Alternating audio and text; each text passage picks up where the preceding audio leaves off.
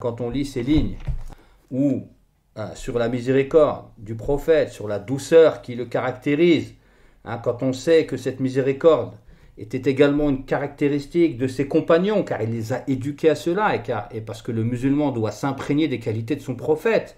C'est un coup d'oie, c'est un exemple pour nous. Il est triste de voir la dureté et la rudesse qu'il peut y avoir aujourd'hui entre nous. Et je parle entre nous, je précise mon propos, entre nous, les gens de la sunna. Il est triste de voir que même entre nous, les gens de la sunna, les gens qui s'attachent à suivre le livre d'Allah, la sunna du prophète, avec la compréhension des pieux prédécesseurs, il est triste de voir que très souvent cette miséricorde, cette compassion, cette bienveillance, elle a laissé place à de la dureté, de la rudesse, du soupçon.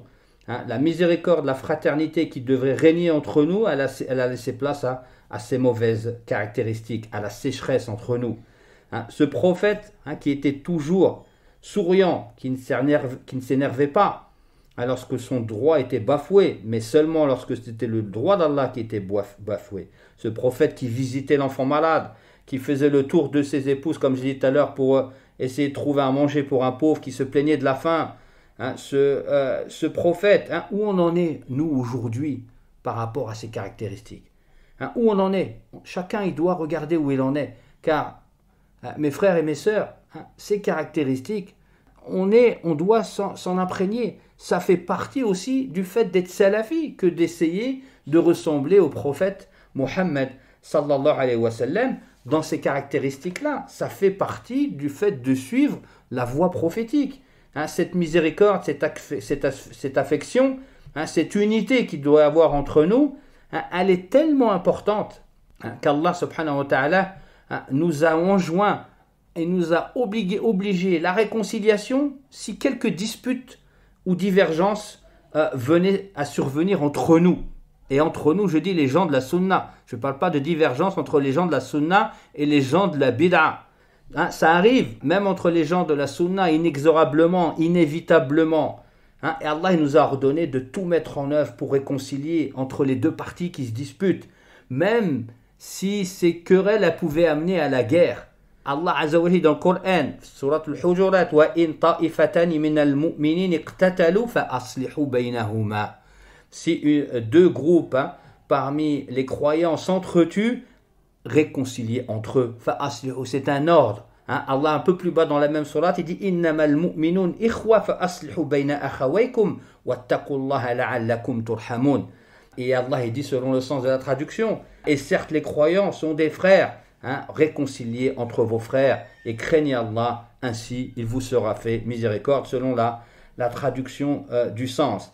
La réconciliation pour concrétiser cette fraternité, pour consolider cette fraternité, cette miséricorde entre nous, cette réconciliation, elle est tellement importante qu'Allah il nous a permis d'enjoliver.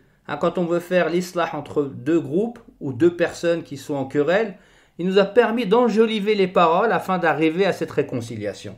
Le prophète il a dit, sallallahu alayhi wa sallam, ليس الكذاب الذي يصلح بين الناس فيقول خيرا أو ينمي خيرا. Ce n'est pas un menteur, celui qui tient des propos, des bons propos, et qui exagère dans le bien afin de réconcilier les gens. Ce n'est pas considéré comme un mensonge, tellement cet objectif de réconciliation, il est important. Et donc, il est étonnant pour ne pas dire attristant, affligeant, de voir qu'aujourd'hui, lorsqu'apparaissent des troubles entre nous, d'entendre des appels à la non-réconciliation. Qu'on puisse entendre des fois cela même de personnes affiliées à la science, de personnes qui sont affiliées à la science. D'entendre des accusations que l'autre partie, c'est pas la peine de se réconcilier, ils ne reviendront jamais, ou de ce genre d'accusations sans fondé.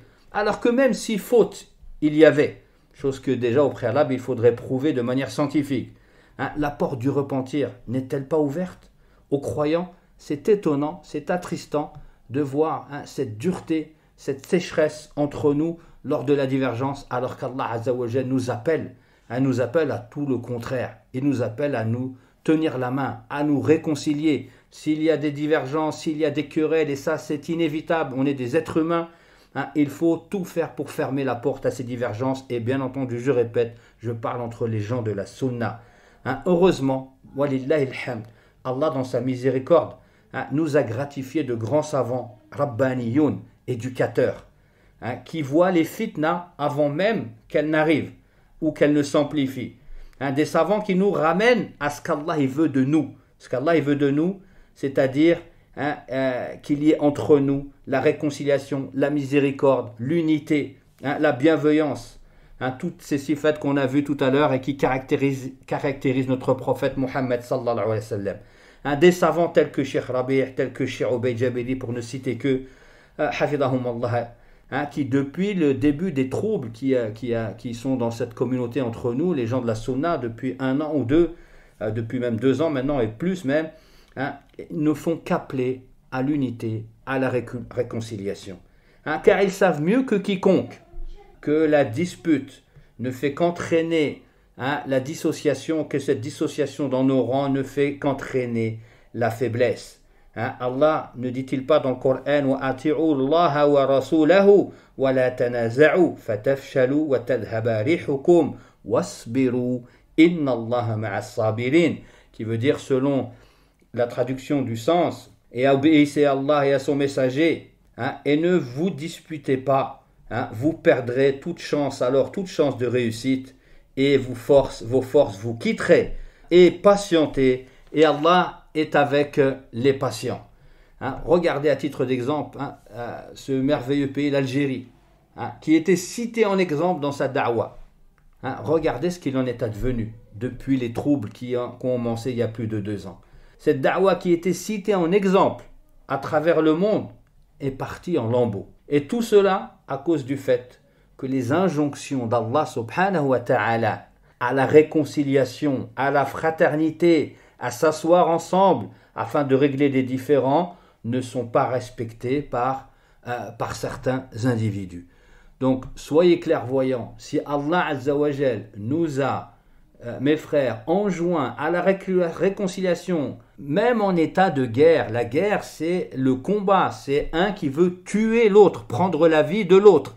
Allah nous ordonne la réconciliation. Alors que dire lorsque ce n'est pas une guerre, mais ce sont des querelles qui sont en dessous de la guerre. Donc, adoptons les caractéristiques de notre prophète, soyons entre nous miséricordieux, soyons entre nous bienfaisants, soyons entre nous bienveillants, ayons entre nous le bon soupçon entre gens de la sunna et tendons la main afin que ce groupe béni perdure et se fortifie et qu'on ne soit pas dans le verset, c'est-à-dire à perdre nos forces. Wali'adu billah. Je suis désolé, j'ai été un peu long ce soir. Jazakumullahu khaira li husni istima'ikum. Barakallahu fikum. Wassalamu alaikum wa rahmatullahi wa barakatuh.